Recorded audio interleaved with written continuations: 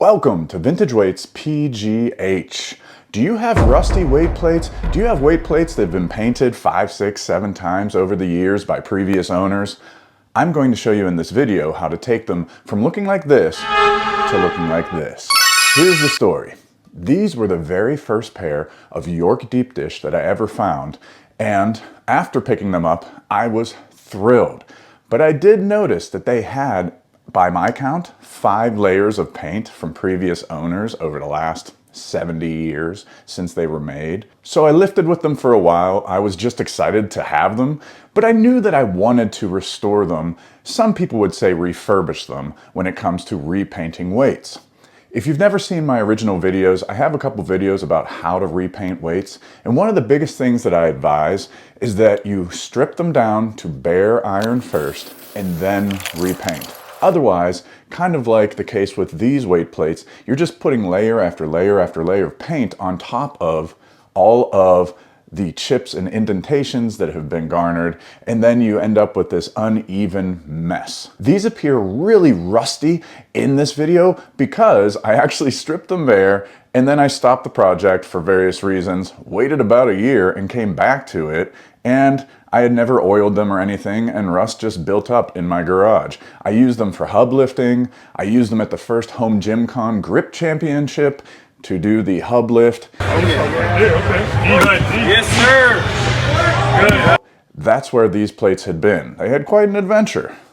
I used Citrus Strip spray to strip them down to bare iron. You can pick up Citrus Strip in a spray form, a gel form. I just happen to have some spray in the garage to be used. I put down some cardboard so that it wouldn't get on my grass. And of course you want to be in a well-ventilated area, so I did this in the summertime outside, away from anyone or anything, so that it was as safe as could be.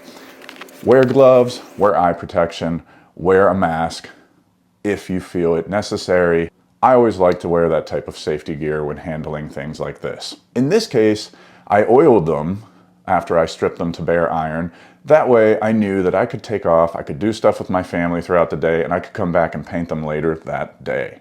When it comes to painting weight plates, you really want to make sure that you have a nice clean surface to paint them on. I've used plastic drop cloths in the past, but this time I used a linen drop cloth and I really liked it. It was easy to spread out, it's reusable, and it didn't stick to the plate as much as plastic. I spread it out. I then used my plastic painter's triangles. Those are also reusable. Find the link for those in the description if you'd like to pick some up. They're on Amazon. They're fairly affordable. You get a whole bunch of them and they can be used for different purposes in different projects. For their intended purpose, they raise something up so that, number one, it doesn't stick to the drop cloth when you flip it over, and number two, so that the paint evenly makes its way around the bottom edge of the item that you're painting. In this case, the weight plate might not seem like it will balance on these painter's triangles, but I assure you, if you spread them out at least 3, maybe 4, it will hold the weight of the weight plate.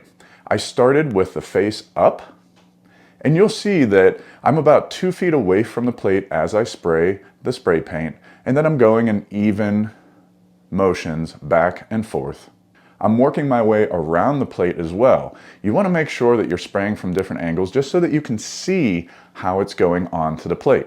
I should have probably mentioned it already. The paint that I'm using is a 2-in-1 paint and primer. I suggest this because it does save a little time, and I do think it's worth having that primer element involved for the durability of your weight plate's paint. As far as painting it in the first coat, my best advice is not to be a perfectionist. This first coat might not be as even as you want it. You might not hit every little crevice with the lettering and the numbering or the angle of different parts of the plate, and that's okay. You're going to come back and hit it with a second coat. Temperature and environment is going to play a part in terms of how fast the paint dries. This was a hot summer day. It was sitting outside, so after about 45 minutes, it wasn't sticky anymore, and it was dried enough that I could hit it with a second coat. I let that dry, and then I flipped them over.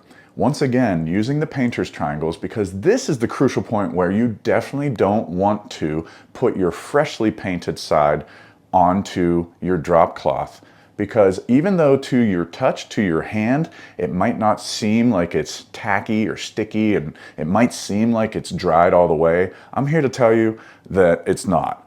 And after the pressure of sitting on cardboard or a drop cloth sets in, it's going to stick to it. And then you'll end up with, in this case, if it's a linen drop cloth, some fibers stuck to your plate, or if it's a plastic drop cloth, the plastic will adhere to it. It's a mess.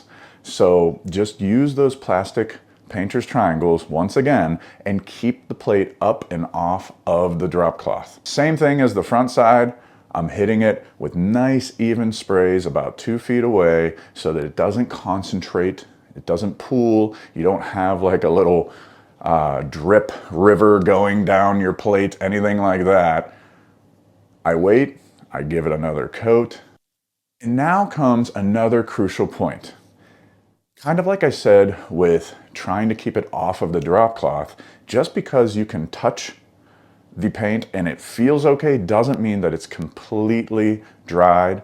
So I like to leave it sitting on those painter's triangles for even longer, for hours and hours and hours. And even then, once I bring it inside the gym, I like to put it right onto a storage post so that it's not sitting on anything. And that brings up the last step. The center hole of your weight plate is going to have some paint that's within it. And then when you put it on your barbell, it's going to get that paint all over your barbell sleeve. It's going to be a mess. It's going to frustrate you. So prevent that by using a wire brush and carefully going through the center hole of your weight plate so that you get that little paint residue out of there and your weight plate goes onto the barbell sleeve without any type of mess. At this point, you have some more options. You could leave it just black like this. This is a farmhouse matte black paint that I used on these York deep dish. There's lots of different types of black paint people use on their weight plates. Some people have asked me, what was the official black paint of this company or that company?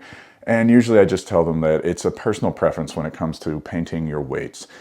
A lot of people use satin black, some people use flat, some people just use matte black instead of the farmhouse. It's up to you, whatever you like. I advise experimenting with it and trying different ones out until you find what you like. The other personal preference would be the lettering and the numbering. Some people leave it just like it looks here. Other people want to use a paint pen and number and letter their weight plate. I have a video that I can drop the link to at the end of this one on some tips and some guidance to doing that in an efficient and really good looking manner so that you can make your lettering and numbering pop.